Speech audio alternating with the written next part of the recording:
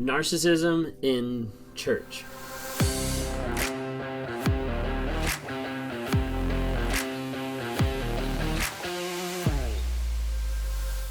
Maybe you've been in a church or a religious organization and you've seen narcissism in church. Some people are like, whoa, like you'd never see narcissism there. Really? Well, narcissists are tending to thrive a lot of times in church organizations. They tend to thrive sometimes in religious circles, just like they thrive sometimes in high-octane workplace environments. You see narcissists that thrive a lot in church organizations, and a lot of church organizations are actually pretty narcissistic in nature. A lot of times it's because they have narcissists on the board, or they have narcissists leading the church, or they have narcissistic pastors. And a lot of times people don't realize that because what they see is a very driven person, or a person that is very focused, or a person that's leading or visioning the church to a certain direction. But then they normally discount and hide a bunch of things that really kind of go on underneath the surface that you normally wouldn't attribute to narcissism, or you wouldn't think that way. But it's sad to say that there's a lot of abuse that happens in churches. And there's a lot of abuse that happens from narcissistic pastors. See, I've been reading a book recently that I've got right here, and it's called When Narcissism Comes to Church. It's been a very interesting read. When I first opened it, I thought it was going to be like this Christian book and all this focus on Christian stuff. But in reality, it's focusing on narcissism, it's focusing on abuse, and it's focusing on how that happens in the church. And it's been very fascinating. So one thing that I wanted to share with you is it's talking about NPD and leaders with narcissistic personality disorder. And it quotes a section from a book. So in their helpful book, How to Treat Staph Infection, Resolving Problems in Your Church or Ministry, Craig and Carolyn Wilford identify 6 primary characteristics of a narcissistic pastor.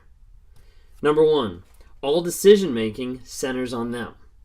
Have you ever seen that in a church organization where it's supposed to be run by everybody, but the only person that can make a decision in the entire church is the pastor? It doesn't seem like anybody else's opinion is valid or is credible.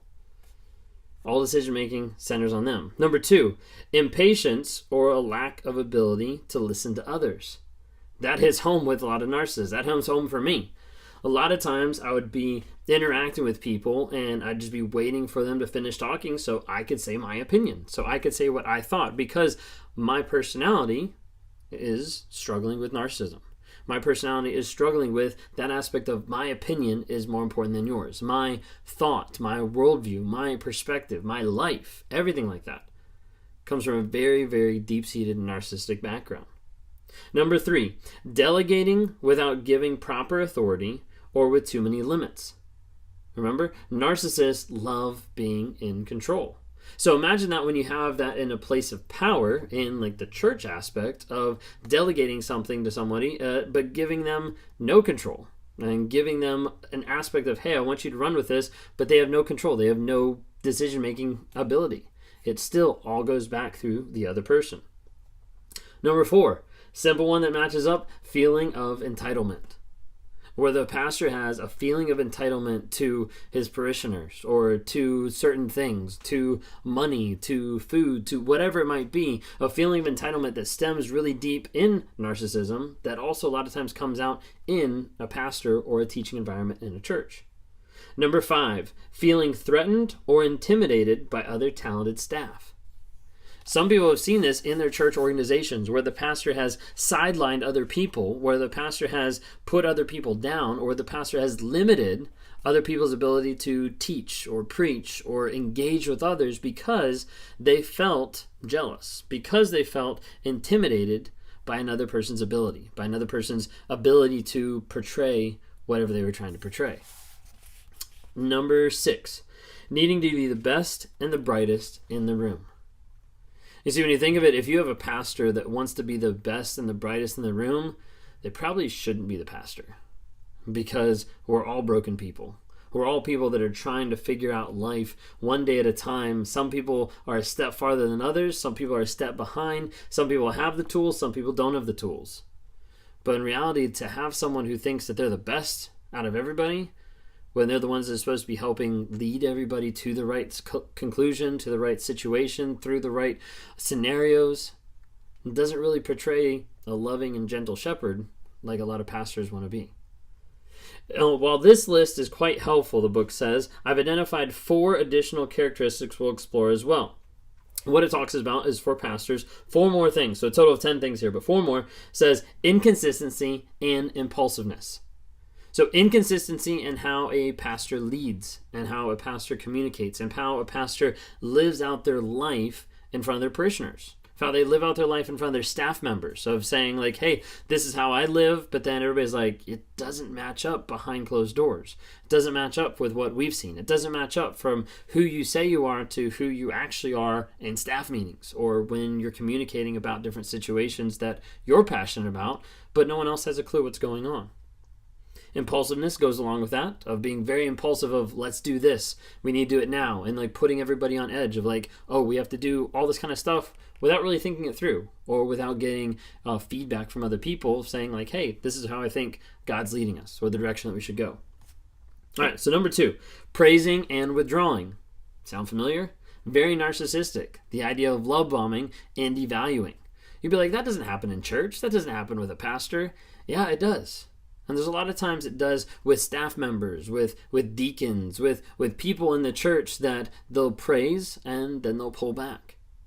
And that idea of praising and withholding ends up confusing people and ends up making them align to your side, not out of truth, not out of reliance, not out of actually looking at the other person and saying, hey, I'm loyal and I want to follow this person, but like, hey, I'm loyal because I'm scared of this person.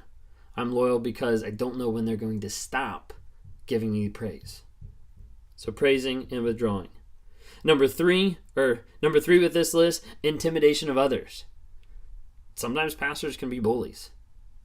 You wouldn't think that, but you see that in staff meetings. You see that in interactions with other pastors. You see that in interactions across the board with different people that you're like, wait a second, like when you take a step back and you take labels off different people, like that actually looks like bullying. Intimidation of others. And then the last one it says is faux vulnerability. Okay, so it's the idea of pretending to be vulnerable, of saying a bunch of things about the past or showing how the past has opened them up or they're being vulnerable about everything that's happened in the past. But in reality, they're not actually being vulnerable. They're not being vulnerable with the present. They're not being vulnerable with the things that they're struggling with on a day-to-day basis. Now, it doesn't mean they have to come there and just air out their dirty laundry. But it does mean that an aspect of vulnerability is not just like, oh, like I used to do this, but like, hey, I still struggle with this on a day-to-day basis, and this is what I'm doing to try to work on it. So that's what I wanted to throw out there. I'm thinking about doing maybe some more videos about it to try to explain a little bit more in depth. But a lot of people don't realize how much narcissism is in churches. I think there's a big culture in Christianity today, a big culture just in church and religion that doesn't want to admit that narcissism is in there, that doesn't want to admit that there is something there that's off, that there's something there that's weird, that there's something there that's not portraying the love that they say they're trying to portray. And a lot of times it tracks back to narcissism and pastors being narcissistic in how they lead and how they interact. And how the staff interacts, of how the deacons or trustees or whoever, of how they interact with other people, and start to realize like, hey, this might not be a driven, purpose-filled person. It might just be a narcissistic person that's using all of this to their own gains or to their own means. Maybe you've dealt with that. Maybe you struggle with that. If you have, I'm curious. Like, leave a comment down below. Because I'm curious about doing more of these to be able to explain how the book goes more in depth about narcissism in the church. I've experienced it because I've been in the church. I've grown up in the church. I've experienced the narcissistic mentality, and I've also exuded that narcissistic mentality myself and still struggle with that. But that's why I'm here. As a self-aware narcissist, being on this channel to promote awareness, growth, healing, and change about the topics of narcissism, about the topics of abuse, and about how to encourage other people to get mental health, to work on focusing on the truth and the facts of the situation, because that'll set you free and that'll help you get clear on where you are. If this is you and you've been stuck in a fog, you've been stuck in the fantasy land that the narcissist has put you in through the lies, manipulation, gaslighting, love bombing, and you're not sure what to do and you're not sure how to get out, reach out to me.